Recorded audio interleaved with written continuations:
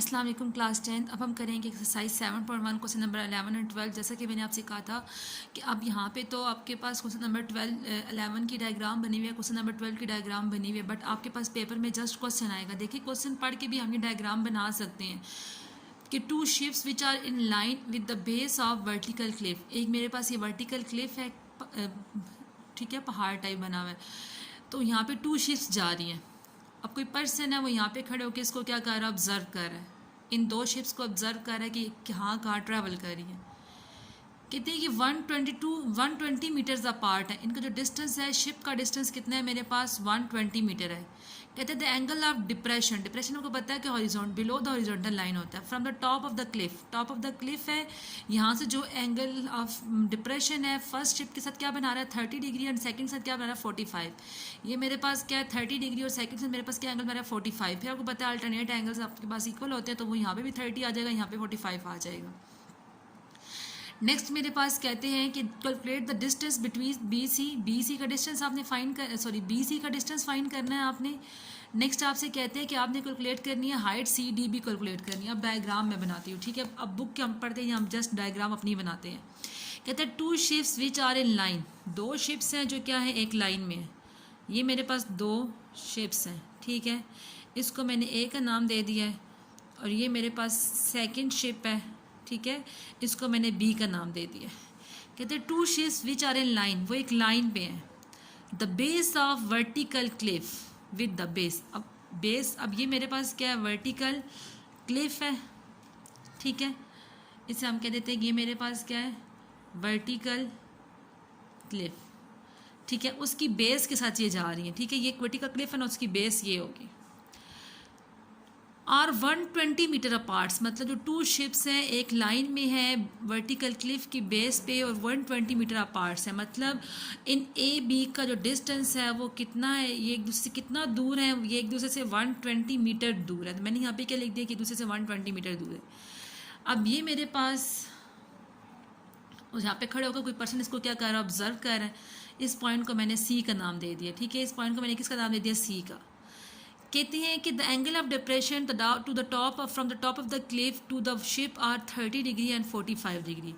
अगर हम first ship की बात करते हैं, शिप ए की बात करते हैं विच इज़ फर्स्ट शिप, इसको हम क्या कहेंगे कि ये इसका कौन सा एंगल बना रही है 30 डिग्री का एंगल बना रही है। तो ये मेरे पास 30 डिग्री का एंगल, मेरे पे आपको पता है कि अपोजिट एंगल हमेशा आपस में इक्वल होते हैं। तो यहाँ पे 30 डिग्री है तो यहाँ पे भी क्या होगा 30 डिग्री ही होगा, ठीक है, क्योंकि पता है अपोजिट एंगल्स हमेशा आपस के इक्वल होते हैं। नेक्स्ट मेरे पास क्या 45, तो यहाँ पे मेरे पास क्या होगा यहाँ से लेकर यहाँ तक डिस्टेंस क्या होगा 45।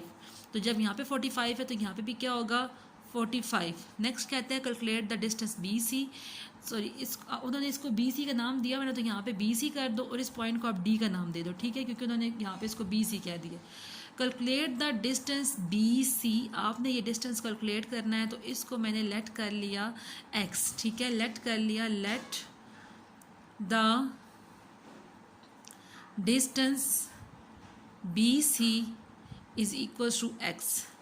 कहते हैं calculate the height C D, इस हाइट को कैलकुलेट करना है और ये मेरे पास किसकी हाइट है क्लिफ की हाइट है। अब इसमें भी सेम टू सेम जैसे हमने क्वेश्चन नंबर 9 सॉल्व किया 10 सॉल्व किया था। अच्छा एक बार याद रखना, यहाँ पे मैंने डायरेक्ट किया है ना, तो कुछ आंसर्स में मेरा चेंज आ रहा है। तो आप लोगों ने क्या करना है, पहले इसको मल्टीप्लाई करो, मल्टीप्लाई करके फिर इसमें से माइनस करो, देन फिर से डिवाइड करोगे तो आपका आंसर बिल्कुल करेक्ट आ जाएगा, ठीक है। वहाँ पर उन्होंने 1030 की वैल्यूज पुट करके कैलकुलेटर से 1030 की वैल्यू आती है हमारे पास, 1030 की वैल्यू कैलकुलेटर से आती है √3/3। तो यहाँ पे उन्होंने वो पुट करके उस तरह से सॉल्व किया है। तो आप इस तरह से करके आपका यह आंसर भी करेक्ट है, लेकिन अगर आप इसका स्टेप बाय स्टेप सारा सॉल्व करोगे तो आपका आंसर बिल्कुल करेक्ट आ जाएगा, ठीक है। यहाँ तक ये बिल्कुल करेक्ट है आंसर। आप जब एक एक स्टेप को ओपन करके करोगे तो वो फिर यहाँ पे आंसर ठीक आ जाएगा। अब यहाँ पे हम करेंगे ना, फिर आपको पता चल जाएगा। सबसे पहले मैं ट्राइंगल लेती हूँ, ट्राइंगल DBC, ठीक है। सबसे पहले हम लिखते हैं ट्राइंगल, इन ट्राइंगल DBC। अब डी बी सी में मैं यहाँ पर 45 गिवन है, एच और एक्स है। हम यहाँ पे लगाते हैं टेन में हमारे पास एच और एक्स, टेन में गिवन होता है ना, यहाँ पे हमने एच फाइंड करना है और एक्स भी फाइंड करना है।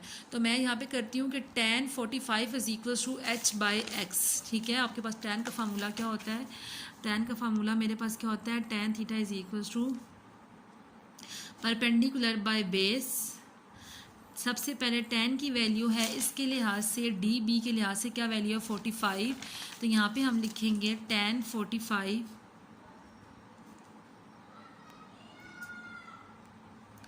ठीक है। यहाँ पे परपेंडिकुलर मेरे पास वहाँ पे एच था और बेस मेरे पास एक्स थी। अब टेन 45 की वैल्यू कैलकुलेटर से हम फाइंड करते हैं, तो टेन 45 मेरे पास क्या आता है? 1। तो टेन 45 मेरे पास 1 आ रहा है, एच एक्स आ रहा है। अब क्रॉस मल्टीप्लाई कर लेंगे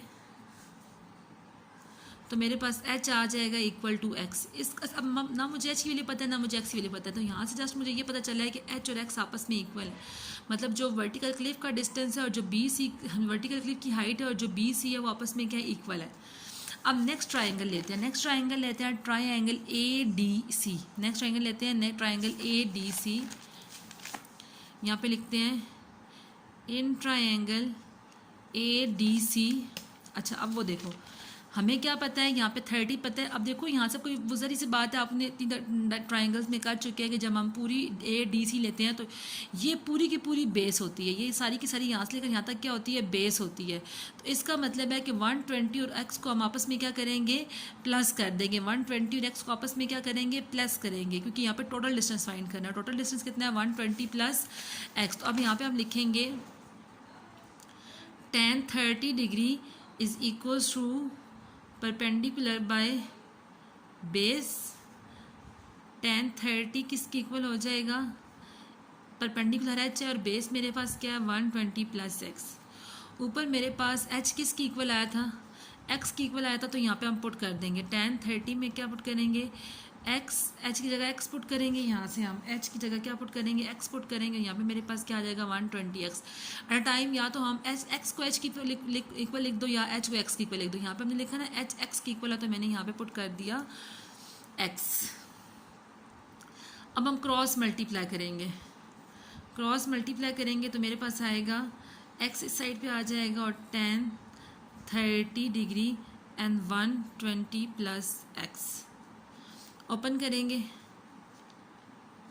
tan 30 डिग्री और साथ 120 आ जाएगा और x tan 30 आ जाएगा। हम मल्टीप्लाई फाइंड कर लेते हैं कि 120 मल्टीप्लाई tan 30 मेरे पास क्या आता है? 120 मल्टीप्लाई tan 30 मेरे पास आता है 69.820 प्लस x tan 30। अब हमने x फाइंड करना है, तो x वाली वैल्यूज़ को एक साइड पे रख दें। x यहाँ पे रहेगा, ये वाला प्लस यहाँ पे कि क्या हो जाएगा? Minus tan 30। x कॉमन ले लेंगे तो यहाँ पे मेरे पास क्या आ जाएगा? 1 माइनस tan 30 और यहाँ पे आ जाएगा 69.820। सॉरी, यहाँ से तो हम इसको साइड पे ले आए थे ना। अब 1 माइनस tan 30 मेरे पास क्या आता है? 1 माइनस tan 30 मेरे पास क्या आएगा? x क्या आगे 0.4226। इस साइड पे मेरे पास आ जाएगा 69.82। ठीक है, हमें मेरे पास क्या आ जाएगा? 69.820। अब x यहाँ पे ही रहेगा, ये वाली यहाँ पे कि क्या हो जाएगी? डिवाइड 0.4226।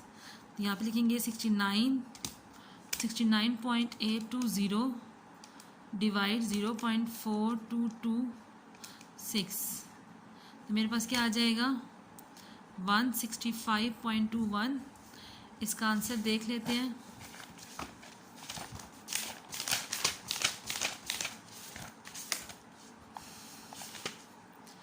इसका आंसर मेरे पास क्या आ रहा है? 164 आ रहा है। अब देखो 164 उसके करीब करीब है 165 के, यानी अप्रॉक्सीमेटली ये मतलब 164 165 के करीब करीब है। तो अब मैंने आपको ये बताया था कि हमारा डिफरेंस कहाँ पे आता है। जैसे यहाँ पे मैंने पॉइंट के बाद 3 वैल्यूज़ ली हैं, यहाँ पे पॉइंट के बाद 4 वैल्यूज़ है। तो अगर हम 4 4 लेके करें या 5 5 लेके करें तो हमारा एक आंसर बिल्कुल एग्जैक्ट करेक्ट आ जाएगा। सेम जैसे मैंने इस स्टेप में ये किया ना, हर स्टेप को इस तरह से सेपरेट करके सॉल्व किया, इसमें हर स्टेप को इस तरह से किया, तो आप यहाँ पे भी हर स्टेप जब इस तरह से करोगे तो आपका वही आंसर आएगा जो आपके पीछे बुक में आंसर है। ठीक है, अब हम करते हैं,